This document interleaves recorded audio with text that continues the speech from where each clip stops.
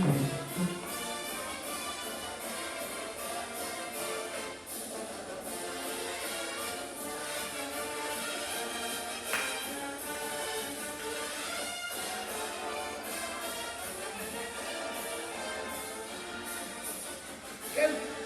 go Gators! Today's scene is set in the swamp.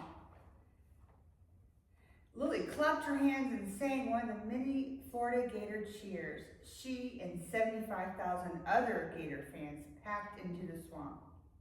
Of course, this proved typical for any Florida Gator football game, but especially a game as important as Florida versus Florida State. Gator fans nicknamed Florida Field as the Swamp. The Swamp could hold over 85,000 people, represented more than just 22 players throwing a pigskin ball on a 100-yard grass field. The Swamp represented an experience like none other. Lilly and Luke usually sat in a block of seats with their sorority sisters in the student section. Even though they graduated 2.5 years ago, there were always tickets to be found in the student section, if one knew the right people, of course. Students quickly learned the lucrative business of selling their much-desired seats for the best games. The thought of $100 or more in quick cash tempted many starving college students. After all, $100 lasted forever on a bar tab at the Purple Porpoise. Luckily for this game, they acquired 4 tickets in the touchdown terrace located in the north end zone. Lilly and Luke sat with their twin cousins, Kitty and Pat, who were also Florida alumni. Although the air-conditioned suite seemed exponentially tamer than the standing room only seats of the student section, the crazed, hyped-up atmosphere of the swamp still filtered through their pores. The first half of the football game flew by, along with their buzzes. The foursome tailgated prior to kickoff. Kitty and Lilly sobered up as they watched their beloved Gators stay ahead on the scoreboard. However, Luke and Pat acted drunker and drunker as the game progressed. Lilly first became suspicious of their juvenile behavior as she watched them consume numerous Diet Cokes, but their mysterious trips to the men's room confirmed her suspicions. She figured out their scheme. The boys sneaked contraband into the game, Captain Morgan's spiced rum. Lilly never desired to sneak booze into the swamp. Drinking both before and after the game seemed more than sufficient. Besides, the thought of Luke and Pat or anyone else mixing drink in the men's room at the swamp repulsed her. She prayed the boys were smart enough not to get caught. Lilly didn't wish to witness Luke and Pat being ejected from the football game. Assuming security took the intoxicated fans to jail, she'd made up her mind she and Kitty would wait until after the game ended to bail their twin truants out of jail. It would completely screw up her well-laid itinerary for the late afternoon, though she didn't want to miss meeting up at the sorority with her friend Rachel after the game.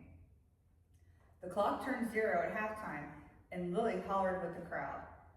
The Gators led by a touchdown. The Florida State marching band filed onto the field. Lilly scratched her nose in distaste and turned to Kitty. "Hey, I'm going to the student section to see my sorority sisters. Do you want to join me?" Lilly asked Kitty. Kitty, who was now in her 30s, shook her head. "No, thanks. Each time I return here, the students look younger and younger. It's depressing." "Don't be silly. You look fantastic. You could pass for my twin," Lilly gushed. "Thanks, Lil," Kitty smiled. "Can you tell Luke where I went since we're both without a cell phone?" "If he and Pat don't get kicked out," Kitty laughed. Lilly felt the comfort of the touchdown terrace in the north end zone and entered the breezeway to the east side stands. In the student section, the fans were packed in like a herd of cattle, not because the seats were any smaller than the rest of the stadium, but because the students tried to squeeze in twice as many bodies into the bleachers. All of these extra bodies crammed together, combined with the heat and humidity of Florida, made the student section resemble a swamp. And everyone in this area stood the entire game too, all the way up to the top on row 90. Lilly finally made it to one of the gates to enter the student section. She hoped the ticket attendants wouldn't bother to check her ticket stub since she did not have an assigned seat anywhere near this area. Through the sea of heads floating in the breezeway, Lilly saw a familiar plaid wool hat. She stopped, cold in her tracks. She recognized the same hat from the airport in Miami. Oh, shit.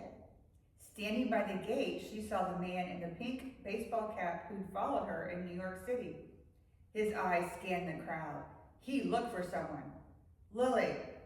And so did his Irish friend in the wool cap. There were two men after her. Shit, shit, shit. Lilly froze for several seconds in the crowd of football fans. She needed to do something, anything but stand here like an easy target. She definitely did not want to wind up face to face with her stalkers, so she ducked into the nearest safe haven she could find, the ladies' room, through the exit door. This act of rudeness yielded countless dirty looks from all the other women who waited in the long line to pee. She paused upon the realization of her own faux pas. Unfortunately, her hesitation only gained several more looks of disdain. With a strong desire to avoid a revolt from a mob of pissed-off-looking women, Lilly wanted to prove to everyone she'd never commit such a heinous crime of cutting in line in a ladies' room at the Gators football field.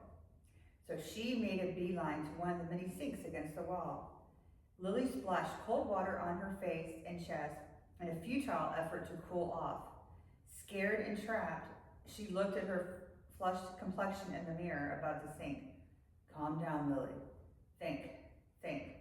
She reached for her cell phone to call Luke, but in the small purse, she found nothing but cash, lipstick, a hairbrush, and keys. Shit! Lilly blurted out her frustration. She forgot Grier carried her BlackBerry. She thought about asking one of these ladies if she could use her cell phone, but she wasn't yet on speaking terms with anyone in this room. Maybe she should call security, but without a phone or a friendly face nearby, the option evaporated.